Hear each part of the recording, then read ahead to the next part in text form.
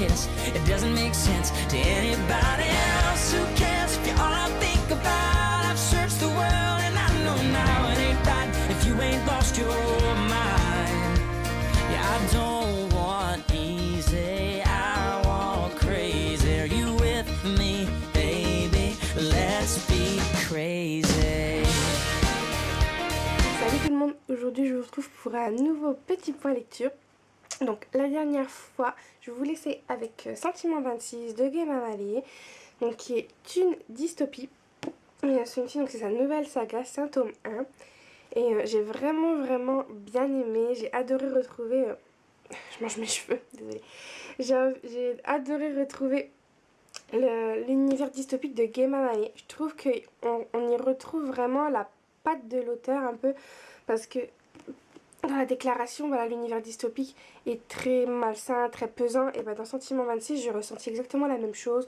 On ressent vraiment cette pression de ce système. On ressent vraiment la pression, l'angoisse de nos personnages, enfin surtout de notre personnage principal qui, elle, est tiraillée entre ce sentiment d'envie de liberté et en même temps, voilà, elle a subi la même lobotomie que toute la communauté. Elle se dit que c'est mal, qu'elle ne doit pas ressentir ses sentiments, sinon elle va être étiquetée D, donc déviant, et qu'elle va être expulsée, qu'elle va finir avec les maudits, enfin voilà. Et ça, on ressent ça aussi dans la déclaration, pas de la même façon, mais j'ai vraiment retrouvé Gema Malé, et ça j'ai vraiment bien aimé retrouver l'auteur.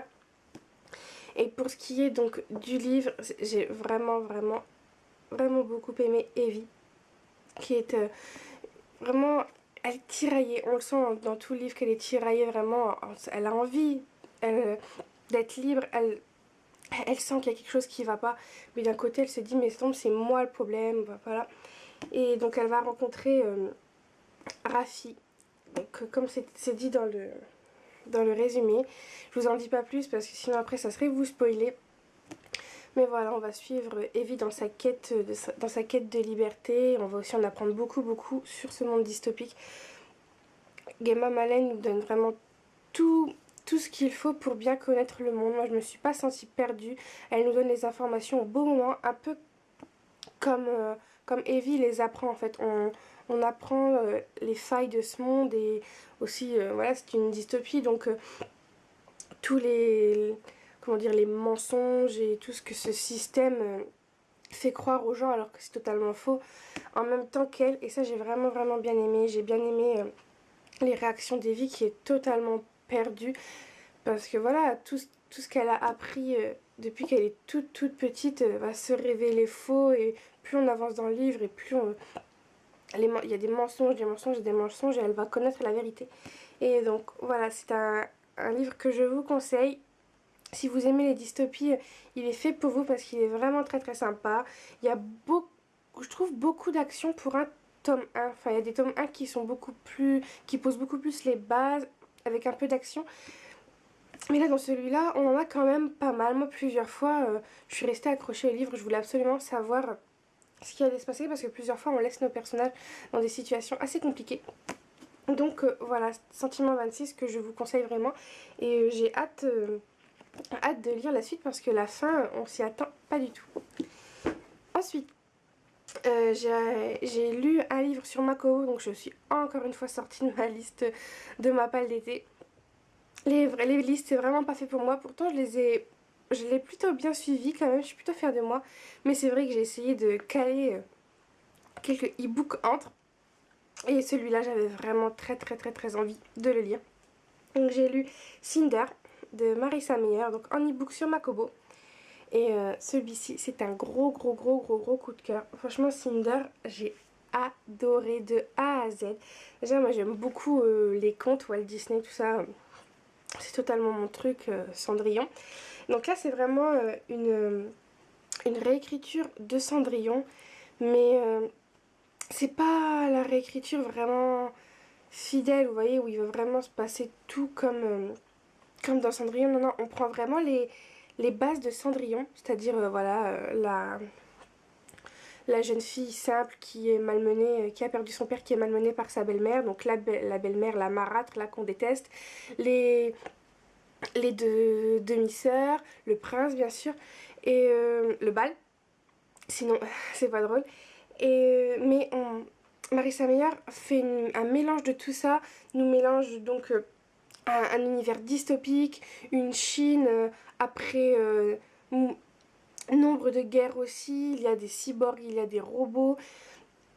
Et ajouté à cet univers très mécanique, très technique, très robotique, on y ajoute un univers assez fantastique avec un peuple de la Lune, donc un peuple lunaire, une reine lunaire qui est malfaisante, qui est une vraie sorcière, vraiment. C'est une pourriture, cette reine, c'est horrible.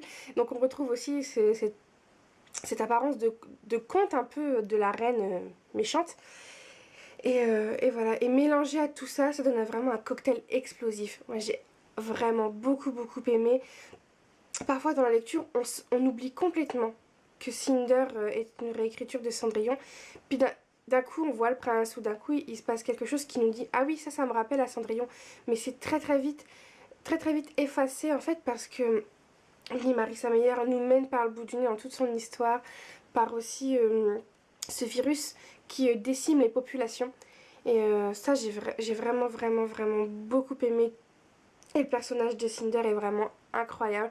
Cette jeune fille cyborg, donc qui a des membres en titane, enfin en robot, en métal. Voilà, donc j'ai vraiment beaucoup aimé. J'ai beaucoup aimé le prince aussi.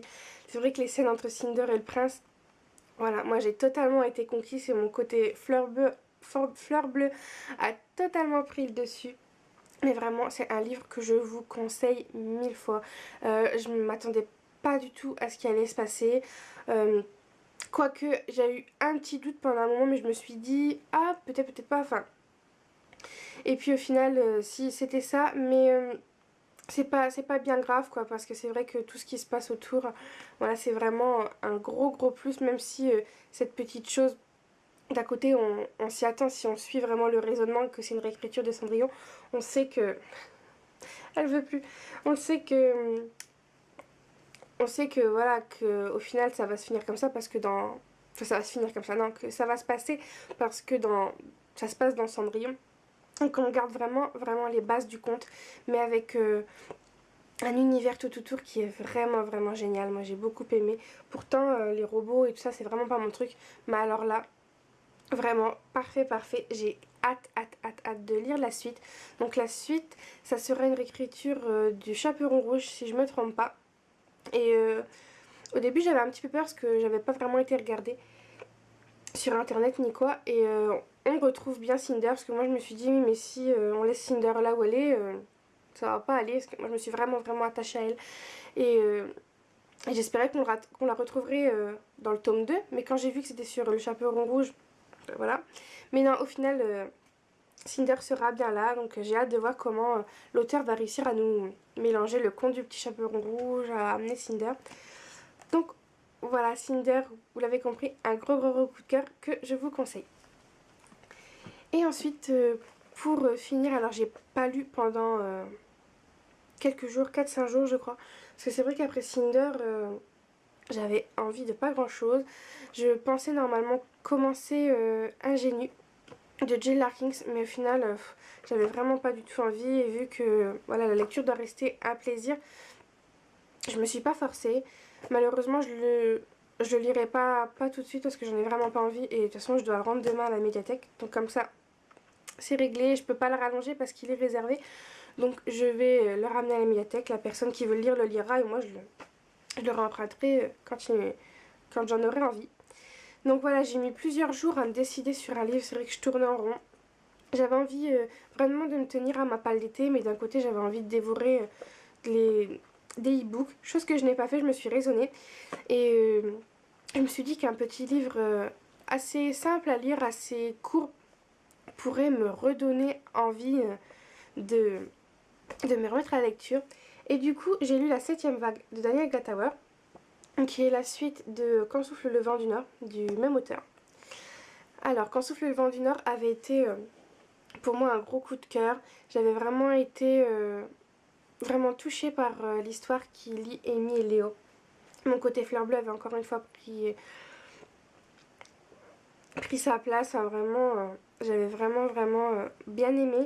Et là, dans la 7e vague, j'ai eu un peu de mal déjà à re-rentrer dans l'histoire. Alors, je sais pas si c'est parce que j'ai lu Quand souffle le vent du Nord il y a un petit moment déjà, ou est-ce que c'est parce que de toute façon j'avais pas envie. Enfin voilà, j'étais vraiment en espèce de panne de lecture. Enfin, voilà, j'ai eu vraiment beaucoup de mal à rentrer dans le livre, mais je pense que c'est que moi.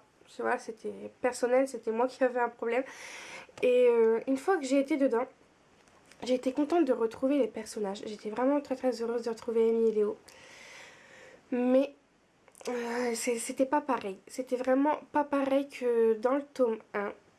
C'est pas du tout un coup de cœur ce tome 2. Même si ça se finit comme j'espérais que ça se finirait. Même si on retrouve quand même des moments très beaux. Parce que des fois ce que dit Léo à Amy est vraiment très beau. Et c'est vraiment très bien écrit. Mais c'est vrai que j'ai trouvé ce tome 2 un peu en dessous du tome 1. C'est quand même sympa, voilà, de clore l'histoire, de savoir, surtout après la fin du tome 1, en fait, on veut absolument savoir ce qui se passe.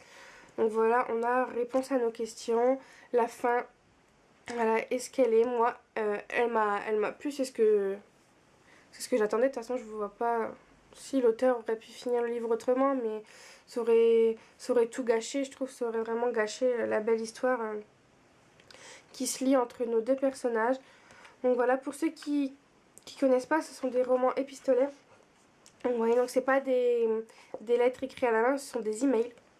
Et voilà, donc ça se lit assez vite parce que les mails sont assez courts, même si de temps en temps il y a des mails un peu plus longs, mais c'est vraiment pas grand chose.